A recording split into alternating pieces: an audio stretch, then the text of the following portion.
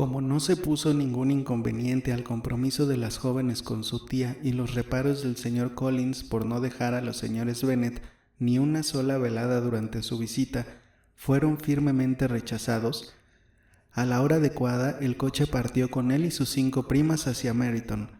Al entrar en el salón de los Phillips, las chicas tuvieron la satisfacción de enterarse de que Wickham había aceptado la invitación de su tío y de que estaba en la casa. Después de recibir esta información, y cuando todos habían tomado asiento, Collins pudo observar todo a sus anchas. Las dimensiones y el mobiliario de la pieza le causaron tal admiración que confesó haber creído encontrarse en el comedorcito de verano de Rosings. Esta comparación no despertó ningún entusiasmo al principio, pero cuando la señora Phillips oyó de labios de Collins lo que era Rosings y quién era su propietaria, cuando escuchó la descripción de uno de los salones de Lady Catherine y supo que solo la chimenea había costado 800 libras, apreció todo el valor de aquel cumplido y casi no le habría molestado que hubiese comparado su salón con la habitación del ama de llaves de los Bourg. Collins se entretuvo en contarle a la señora Phillips todas las grandezas de Lady Catherine y de su mansión, haciendo mención de vez en cuando de su humilde casa y de las mejoras que estaba efectuando en ella, hasta que llegaron los caballeros. Collins encontró en la señora Phillips una oyente atenta cuya buena opinión del rector aumentaba por momentos con lo que él le iba explicando, y ya estaba pensando en contárselo todo a sus vecinas cuanto antes. A las muchachas, que no podían soportar a su primo y que no tenían otra cosa que hacer que desear tener a mano un instrumento de música y examinar las imitaciones de China de la repisa de la chimenea, se les estaba haciendo demasiado larga la espera. Pero por fin aparecieron los caballeros. Cuando Wickham entró en la estancia, Elizabeth notó que ni antes se había fijado en él ni después lo había recordado con la admiración suficiente. Los oficiales de la guarnición del condado gozaban en general de un prestigio extraordinario. Eran muy apuestos y los mejores se hallaban ahora en la presente reunión. Pero Wickham, por su gallardía, por su soltura y por su airoso andar, era tan superior a ellos como ellos lo eran al rechoncho tío Phillips, que entró el último en el salón apestando a Oporto. El señor Wickham era el hombre afortunado al que se tornaban casi todos los ojos femeninos, y Elizabeth fue la mujer afortunada a cuyo lado decidió él tomar asiento. Wickham inició la conversación de un modo tan agradable, a pesar de que se limitó a decir que la noche era húmeda y que probablemente llovería mucho durante toda la estación, que Elizabeth se dio cuenta de que los tópicos más comunes, más triviales y más manidos pueden resultar interesantes si se dicen con destreza. Con unos rivales como Wickham y los demás oficiales en acaparar la atención de las damas, Collins parecía hundirse en su insignificancia. Para las muchachas él no representaba nada, pero la señora Phillips todavía le escuchaba de vez en cuando y se cuidaba de que no le faltase ni café ni pastas. Cuando se dispusieron las mesas de juego, Collins vio una oportunidad para devolverle sus atenciones y se sentó a jugar con ella al whist. «Conozco poco este juego, ahora», le dijo, «pero me gustaría aprenderlo mejor debido a mi situación en la vida». La señora Phillips le agradeció su condescendencia, pero no pudo entender aquellas razones. Wickham no jugaba al whist, y fue recibido con verdadero entusiasmo en la otra mesa, entre Elizabeth y Lidia. Al principio pareció que había peligro de que Lidia lo absorbiese por completo, porque le gustaba hablar por los codos, pero como también era muy aficionada a la lotería, no tardó en centrar todo su interés en el juego y estaba demasiado ocupada en apostar y lanzar exclamaciones cuando tocaban los premios para que pudiera distraerse en cualquier otra cosa. Como todo el mundo estaba concentrado en el juego, Wickham podía dedicar el tiempo a hablar con Elizabeth y ella estaba deseando escucharle, aunque no tenía ninguna esperanza de que le contase lo que a ella más le apetecía saber, la historia de su relación con Darcy. Ni siquiera se atrevió a mencionar su nombre. Sin embargo, su curiosidad quedó satisfecha de un modo inesperado. Fue el mismo señor Wickham el que empezó el tema. Preguntó qué distancia había de Meryton a Netherfield y después de oír la respuesta de Elizabeth y de unos segundos de titubeo, quiso saber también cuánto tiempo hacía que estaba allí el señor Darcy. 1 mes aproximadamente, contestó Elizabeth, y con ansia de que no acabase allí el tema, añadió, creo que ese señor posee grandes propiedades en Derbyshire.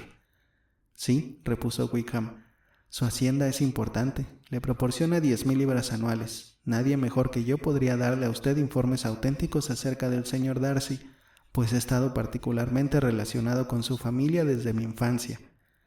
Elizabeth no pudo evitar demostrar su sorpresa.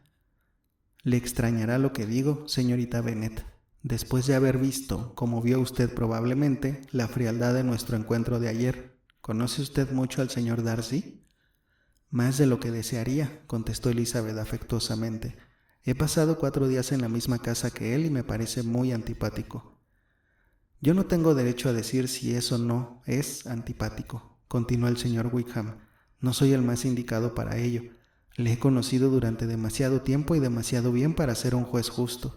Me sería imposible ser imparcial, pero creo que la opinión que tiene de él sorprendería a cualquiera y puede que no la expresaría tan categóricamente en ninguna otra parte. Aquí está usted entre los suyos. Le doy mi palabra de que lo que digo aquí lo diría en cualquier otra casa de la vecindad, menos en Netherfield. Darcy ha disgustado a todo el mundo con su orgullo. No encontrará nadie que hable mejor de él. No puedo fingir que lo siento, dijo Wickham después de una breve pausa. No siento que él ni nadie sean estimados solo por sus méritos, pero con Darcy no suele ser así. La gente se ciega con su fortuna y con su importancia o le temen por sus distinguidos y soberbios modales, y le ven solo como a él se le antoja que le vean. Pues yo, a pesar de lo poco que lo conozco, le tengo por una mala persona. Wickham se limitó a mover la cabeza. Luego agregó: me pregunto si pensará quedarse en este condado mucho tiempo. No tengo ni idea, pero no oí nada de que se marchase mientras estuvo en Netherfield. Espero que la presencia de Darcy no alterará sus planes de permanecer en la guarnición del condado. Claro que no. No seré el que me vaya por culpa del señor Darcy, y siempre me entristece verle, pero no tengo más que una razón para esquivarle y puedo proclamarla delante de todo el mundo. Un doloroso pesar por su maltrato y por ser como es. Su padre, señorita Bennet, el último señor Darcy, fue el mejor de los hombres y mi mejor amigo. No puedo hablar con Darcy sin que se me parta el alma con 1000 tiernos recuerdos. Su conducta conmigo ha sido indecorosa, pero confieso sinceramente que se lo perdonaría todo menos que haya frustrado las esperanzas de su padre y haya deshonrado su memoria. Elizabeth encontraba que el interés iba en aumento y escuchaba con sus 5 sentidos, pero la índole delicada del asunto le impidió hacer más preguntas. Wickham empezó a hablar de temas más generales: Meryton, la vecindad, la sociedad, y parecía sumamente complacido con lo que ya conocía, hablando especialmente de lo último con gentil pero comprensible galantería. El principal incentivo de mi ingreso en la guarnición del condado, continuó Wickham, fue la esperanza de estar en constante contacto con la sociedad y gente de la buena sociedad. Sabía que era un cuerpo muy respetado y agradable y mi amigo Denny me tentó. Además, describiéndome su actual residencia y las grandes atenciones y excelentes amistades que ha encontrado en Meryton. Confieso que me hace falta un poco de vida social. Soy un hombre decepcionado y mi estado de ánimo no soportaría la soledad. Necesito ocupación y compañía. No era mi intención incorporarme a la vida militar, pero las circunstancias actuales me hicieron elegirla. La iglesia debió haber sido mi profesión. Para ella me educaron y hoy estaría en posesión de un valioso rectorado si no hubiese sido por el caballero de quien estaba hablando hace un momento. ¿De veras? Sí, el último señor Darcy dejó dispuesto que se me presentase para ocupar el mejor beneficio eclesiástico de sus dominios. Era mi padrino y me quería entrañablemente. Nunca podré hacer justicia a su bondad. Quería dejarme bien situado, y creyó haberlo hecho, pero cuando el puesto quedó vacante, fue concedido a otro. «Dios mío», exclamó Elizabeth, «¿pero cómo pudo ser eso? ¿Cómo pudieron contradecir su testamento? ¿Por qué no recurrió usted a la justicia?» Había tanta informalidad en los términos del legado que la ley no me hubiese dado ninguna esperanza. Un hombre de honor no habría puesto en duda la intención de dichos términos, pero Darcy prefirió dudarlo o tomarlo como una recomendación meramente condicional, y afirmó que yo había perdido todos mis derechos por mi extravagancia e imprudencia. Total que, o por uno o por otro, lo cierto es que la rectoría quedó vacante hace 2 años, justo cuando yo ya tenía edad para ocuparla, y se la dieron a otro, y no es menos cierto que yo no puedo culparme de haber hecho nada para merecer perderla. Tengo un temperamento ardiente, soy indiscreto, y acaso haya manifestado mi opinión sobre Darcy algunas veces, y hasta a él mismo, con excesiva franqueza. No recuerdo ninguna otra cosa de la que se me pueda acusar, pero el hecho es que somos muy diferentes y que él me odia. Es vergonzoso, merece ser desacreditado en público. Un día u otro le llegará la hora, pero no seré yo quien lo desacredite. Mientras no pueda olvidar a su padre, nunca podré desafiarle ni desenmascararlo.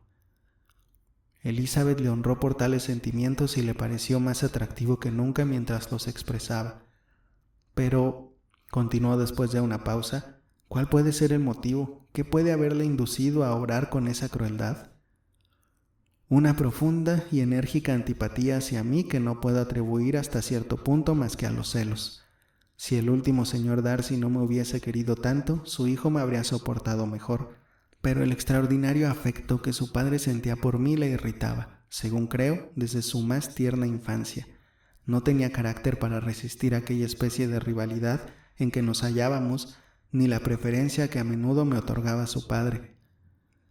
Recuerdo que un día, en Netherfield, se jactaba de lo implacable de sus sentimientos y de tener un carácter que no perdona. Su modo de ser es espantoso.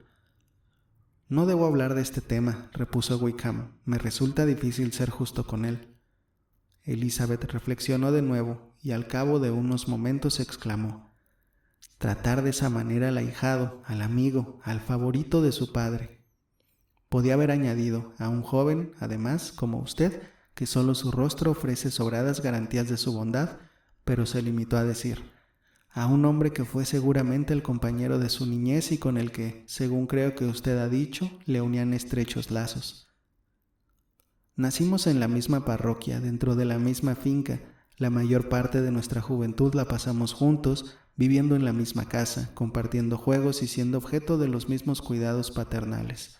Mi padre empezó con la profesión en la que parece que su tío, el señor Phillips, ha alcanzado tanto prestigio, pero lo dejó todo para servir al señor Darcy y consagró todo su tiempo en administrar la propiedad de Pemberley. El señor Darcy lo estimaba mucho y era su hombre de confianza y su más íntimo amigo. El propio señor Darcy reconocía a menudo que le debía mucho a la activa superintendencia de mi padre, y cuando, poco antes de que muriese, el señor Darcy le prometió espontáneamente encargarse de mí, estoy convencido de que lo hizo por pagarle a mi padre una deuda de gratitud a la vez que por el cariño que me tenía.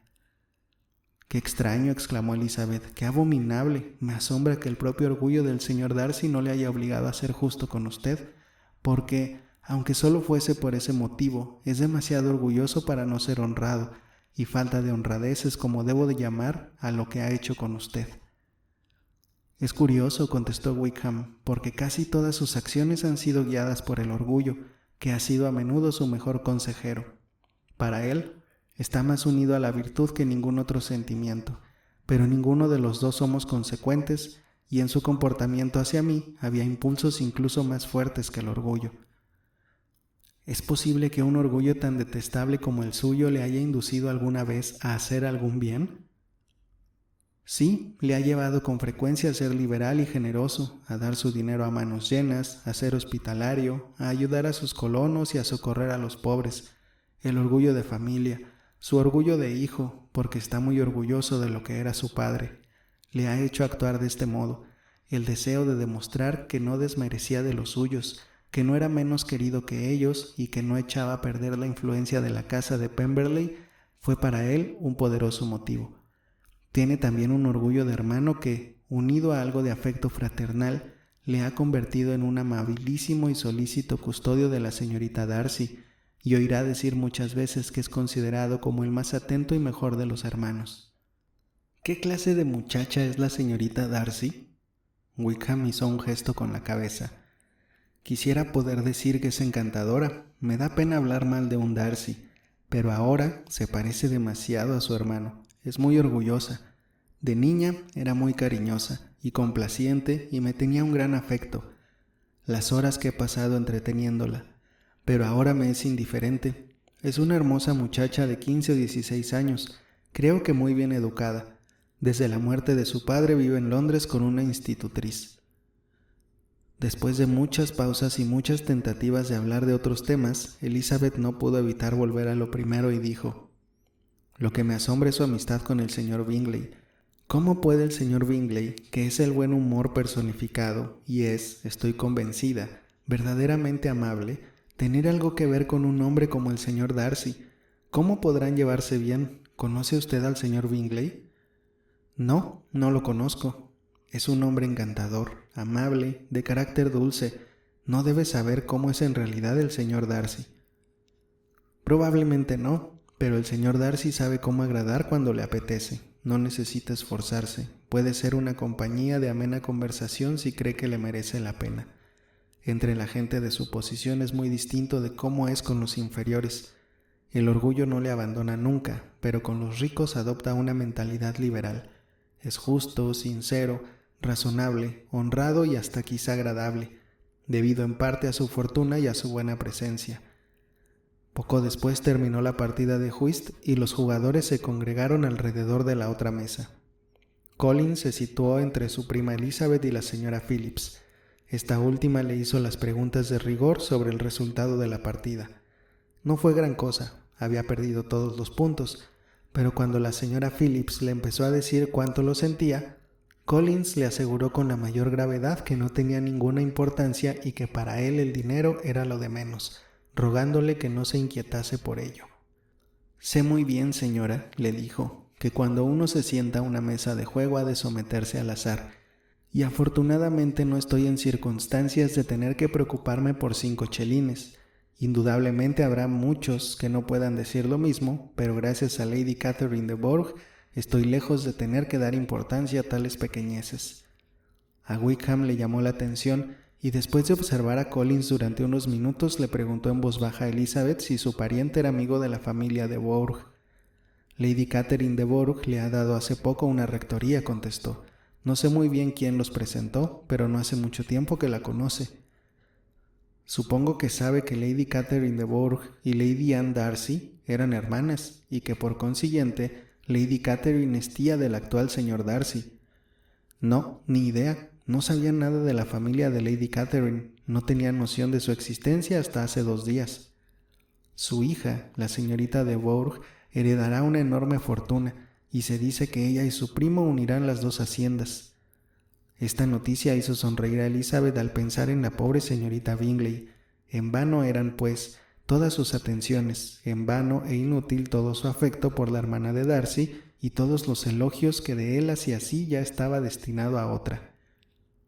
«El señor Collins», dijo Elizabeth, «habla muy bien de Lady Catherine y de su hija, pero por algunos detalles que ha contado de su señoría, sospecho que la gratitud le ciega y que a pesar de ser su protectora, es una mujer arrogante y vanidosa». «Creo que ambas cosas, y en alto grado», respondió Wickham. «Hace muchos años que no la veo, pero recuerdo que nunca me gustó y que sus modales eran autoritarios e insolentes. Tiene fama de ser juiciosa e inteligente, pero me da la sensación de que parte de sus cualidades se derivan de su rango y su fortuna, otra parte de su despotismo y el resto del orgullo de su sobrino, que cree que todo el que esté relacionado con él tiene que poseer una inteligencia superior». Elizabeth reconoció que la había retratado muy bien y siguieron charlando juntos hasta que la cena puso fin al juego y permitió a las otras señoras participar de las atenciones de Wickham. No se podía entablar una conversación por el ruido que armaban los comensales del señor Phillips, pero sus modales encantaron a todo el mundo. Todo lo que decía estaba bien dicho y todo lo que hacía estaba bien hecho. Elizabeth se fue prendada de él. De vuelta a casa no podía pensar más que en el señor Wickham y en todo lo que le había dicho, pero durante todo el camino no le dieron oportunidad ni de mencionar su nombre, ya que ni Lidia ni el señor Collins se callaron un segundo. Lidia no paraba de hablar de la lotería, de lo que había perdido, de lo que había ganado, y Collins, con elogiar la hospitalidad de los Phillips, asegurar que no le habían importado nada sus pérdidas en el whist, enumerar todos los platos de la cena y repetir constantemente que temía que por su culpa sus primas fuesen apretadas. Tuvo más que decir de lo que habría podido antes de que el carruaje parase delante de la casa de Longbourn.